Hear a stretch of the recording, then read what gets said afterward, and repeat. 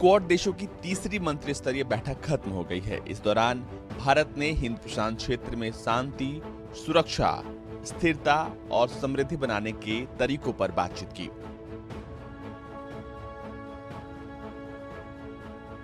इसकी जानकारी देते हुए विदेश मंत्री एस जयशंकर ने ट्वीट करते हुए कहा कि बस अभी ऑस्ट्रेलिया, जापान और अमेरिका के साथ क्वाड विदेश मंत्रिस्तरीय बैठक संपन्न हुई। हमारा सकारात्मक एजेंडा वैश्विक अच्छे के लिए हमारी साझी प्रतिबद्धता को रेखांकित करता है। समकालीन चुनौतियों पर चर्चा की, विशेष रूप से इंडो पैसिफिक के क्षेत्र मुद्दे पर। हमारे एजेंडे को एक ठोस रूप देने के लिए अलग अलग डोमेन में प्रैक्टिकल कोऑपरेशन पर भी बात हुई।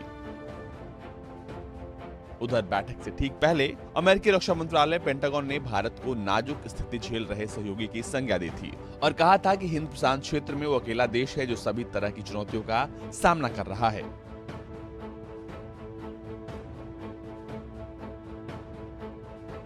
जो बाइडेन के राष्ट्रपति बनने के बाद क्वाड देशों के विदेश मंत्रियों की बैठक से पहले ये बयान आया है।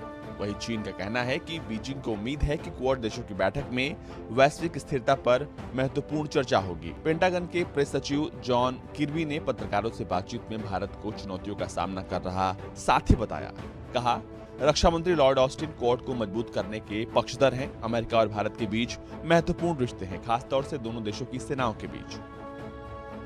किर्बी ने कहा, अगर हम रक्षा मंत्री की प्राथमिकता के बारे में बात करें तो कह सकते हैं कि वो भारत के साथ अमेरिका के संबंधों को और ज्यादा मजबूत बनाना चाहते हैं।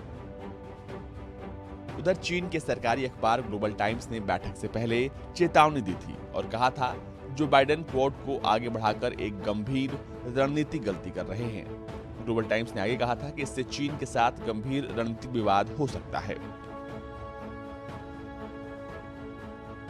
जिस क्वाड को लेकर इतना बवाल मचा है, सबसे पहले ये जानते हैं कि आखिर ये क्वाड है क्या जिससे चीन इतना चिढ़ता है। क्वाड यानी द क्वाड्रिलेटरल सिक्योरिटी डायलॉग। हालांकि इसकी शुरुआत साल 2004-2005 में हो गई थी, जब भारत ने दक्षिण पूर्व एशिया के कई देशों में आई सुनामी के बाद मदद का हाथ बढ़ाया था। क्वाड में 4 देश अमेरिका, जापान, ऑस्ट्रेलिया और भारत शामिल है। मार्च में कोरोना वायरस को लेकर भी क्वाड की मीटिंग हुई थी। इसमें पहली बार न्यूजीलैंड, दक्षिण कोरिया और वियतनाम शामिल हुए थे।